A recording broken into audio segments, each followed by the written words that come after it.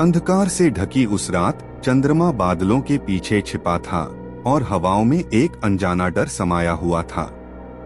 राजा विक्रमादित्य अपने वचन के अनुसार श्मशान की ओर बढ़ रहे थे, जहां पीपल के पेड़ से उल्टा लटका हुआ बेताल उनकी प्रतीक्षा कर रहा था। जैसे ही विक्रम ने बेताल को उठाया, वह ठहाका मारकर बोला, राजन, तुम तो हठी हो, लेकिन आज की कहानी सुनकर शायद तुम्हारा साहस भी कांप उठे। अगर तुमने मार्ग में कुछ भी बोला तो मैं उड़कर वापस इसी पेड़ पर लौट आऊंगा। बहुत समय पहले की बात है। उज्जैनी राज्य के सीमांत पर एक रहस्यमय गांव था, नागरपुर। इस गांव में एक सरोवर था जिसे शापित सरोवर कहा जाता था।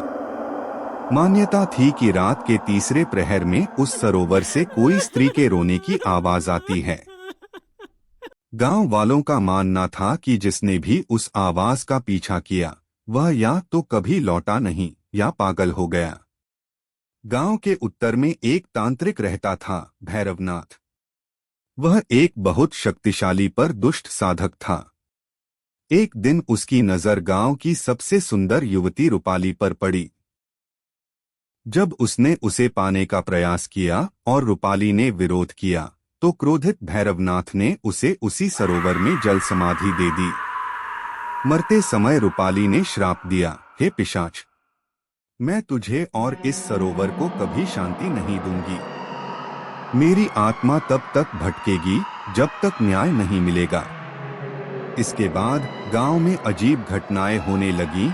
लोग रातों में गायब होने लगे, बच्चों की हड्डियां सरोवर के किनारे मिलने लगीं और भैरवनाथ का चेहरा एक भयानक विकृति में बदल गया।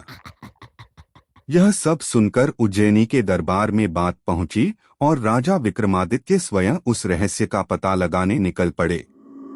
रात के तीसरे पहर राजा सरोवर के पास पहुंचे। चारों ओर घना कोहरा, सरोवर से उठती एक नीली रोशनी और दूर कहीं एक स्त्री के रोने की आवाज गूंज रही थी।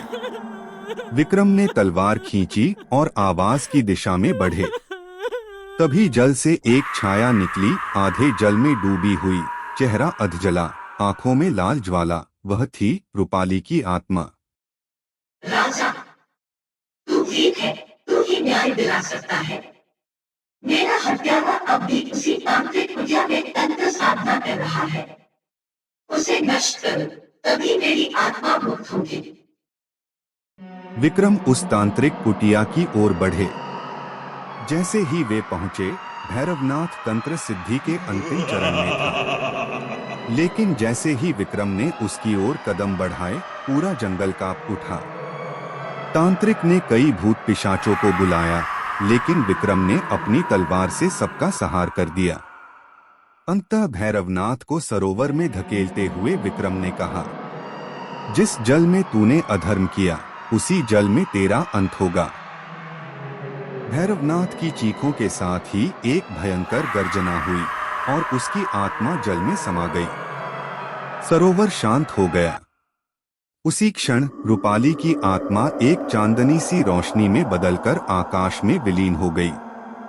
बेताल कहानी समाप्त कर चुप हो गया और फिर उसने राजा से पूछा, राजन, बताओ, क्या विक्रम ने भैरवनाथ को मारकर न्याय किया या उसे जल समाधि देकर वही पाप किया जो भैरवनाथ ने कभी रूपाली के साथ किया था? राजा ने उत्तर दिया, भैरवनाथ को मारना एक आवश्यक अन्याय का अंत था, पर उसे उसी जल में समाप्त करना प्रतीकात्मक था। यह शुद्ध प्रतिशोध नहीं, न्याय था। न्याय तब ही पूर्ण होता है जब वह अधर्म को उसी जड़ से समाप्त करता है। बेताल मुस्कराया। राजन, तुम फिर बोल उठे। अब मैं उड़ चला। और वह फिर से हवा में लहराकर पीपल पर जा लटका। राजा ने गहरी सांस ली और बिना डरे फिर से उसी ओर बढ़ चले।